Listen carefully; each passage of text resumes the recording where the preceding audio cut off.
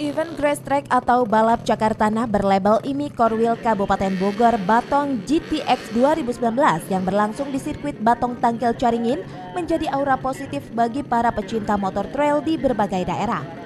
Bahkan event yang berlangsung selama 2 hari ini menjadi arena hiburan akhir pekan bagi masyarakat Caringin dan sekitarnya. Batong GTX 2019 ini mempertandingkan 4 kategori yang diantaranya bebek standar pemula open dan FFA pemula open, dan diikuti oleh 372 pecinta motor trail dari berbagai daerah. Aan Triana Al-Muharram selaku Ketua Umum IMI Core Wheel Kabupaten Bogor mengatakan, pelaksanaan event ini tentunya membawa progres penting bagi pecinta otomotif di Kabupaten Bogor. Event ini juga menjadi salah satu wadah bagi para pembalap di berbagai daerah, seperti Bandung, Kabupaten Bogor, Tasikmalaya, dan beberapa daerah lainnya. Hal senada juga dikatakan Daen Nuhdiana selaku anggota DPRD Komisi 4 Kabupaten Bogor.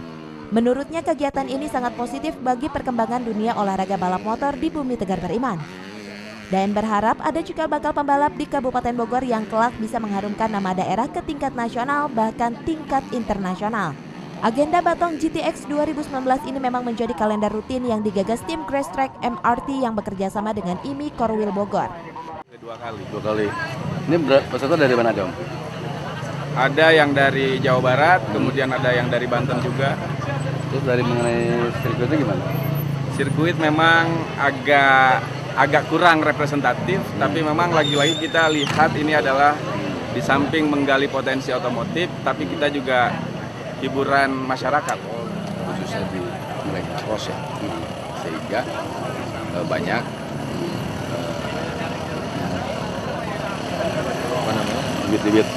bibit-bibit yang di tiap seluruh Kabupaten Bogor itu nanti akan kelihatan.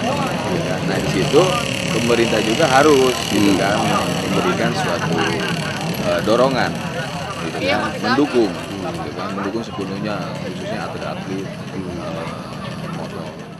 Dari Caringin, Kabupaten Bogor, Cevi Alfi Adrian melaporkan.